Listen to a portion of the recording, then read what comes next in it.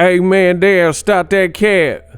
Errol Spence Jr. says he does not believe in tune-ups. So his next fight, we will see. That's what I want to talk about in this video. What up, Fight World? It's your boy Ego in the back with some more boxing.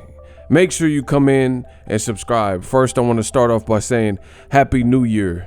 Hope you guys were safe, spent time with family or friends or both, and rung in the new year accurately. 2023.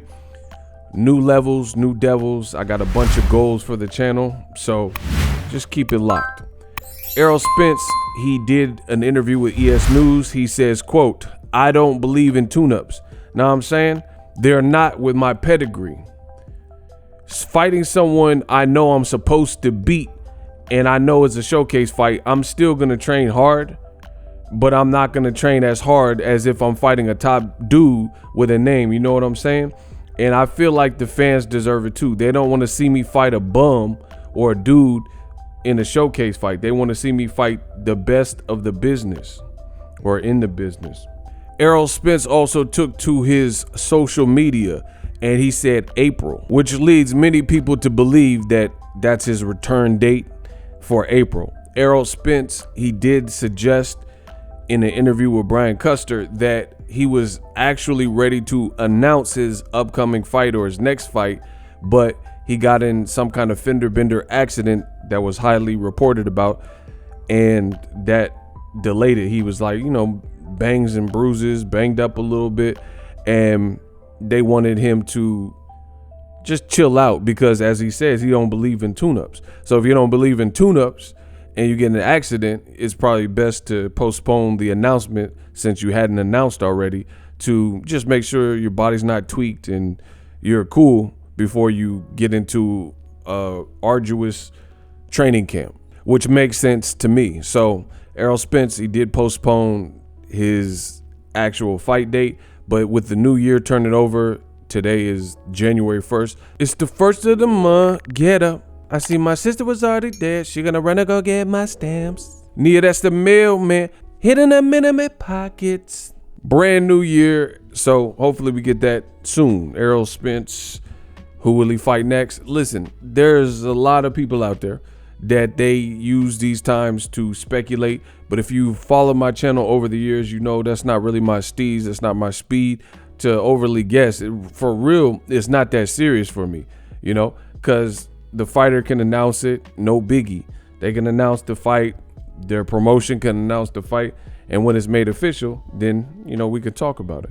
But it's not, I don't know. I just, that's not what I get my rocks off from, you know, just being first. I don't care about being first. I've been the first with a lot of things in this boxing game. I'm the greatest. I'm the best that's done this in the digital space. So, you know, when you're frequently first, I guess you could say, it doesn't become anything marvelous to continue being first. You know, I'm always a trendsetter in this sport.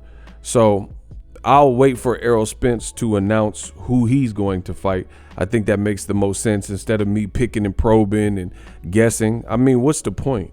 What's the point of guessing and then doing all this guesswork and then he goes a different direction? So I don't know. But what I do know is based on what he said, and keep in mind, he's been saying this. He's been saying that he don't believe in tune-ups. He's been saying that he likes to test himself. And I tell you, I have almost a merit system and a demerit system as well. So people build up credibility with me, you know, like when they say what they say and then they do what they said they were going to do, you build up points with me. So I'm like, okay.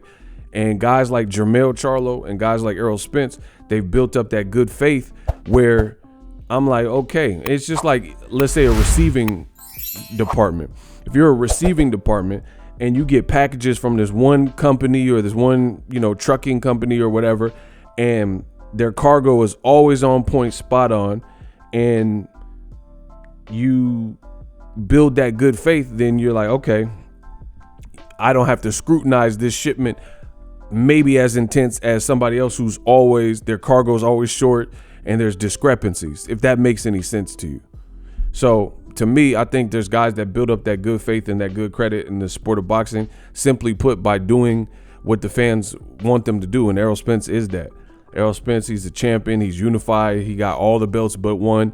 And to me, this also makes Terrence Crawford look bad. Not to say that Terrence Crawford is a bad fighter, because we know he's not a bad fighter, but it makes him look bad because he spent his whole career at welterweight not getting the types of fights and the fights that people truly wanted to see him fight. Like, for example, just put this in perspective, and I'm just being real. Don't be mad. I'm only being real. Yeah. Analyze this question. Virgil Ortiz, and I'm not saying he has a stellar resume at the moment, but his next scheduled opponent is supposed to be Amantis Stanionis, who is a highly ranked, respected guy, supposed to be the mandatory for Errol Spence. And if Virgil Ortiz comes through that fight, or whatever happens, the fact that they're fighting each other, you know, Stanionis is fighting Butiev and he's fighting against Virgil Ortiz. So no matter who wins that fighter, you have to look at that win as a significant win, be it Stanionis or be it Virgil Ortiz. That's a significant win. Meanwhile, Crawford has been at welterweight for quite some time. And does he have a win that you would say is where Stanionis is in his career right now, undefeated and shows a lot of promise, highly ranked? You know, also Virgil Ortiz, you know, has he fought these types of names? And his last fight, even David Avanesian, I would pick Stanionis over David Avanesian just as well.